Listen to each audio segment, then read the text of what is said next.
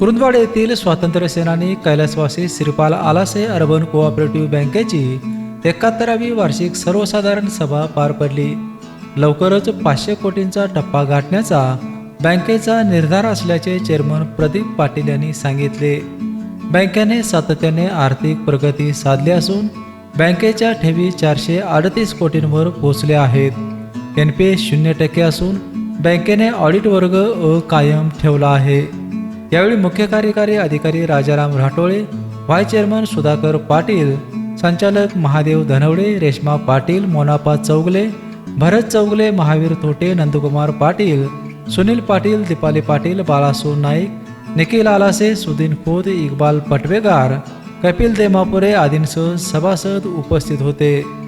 बेपेनसाठी कुरुंदवाडहून Umesh Malge.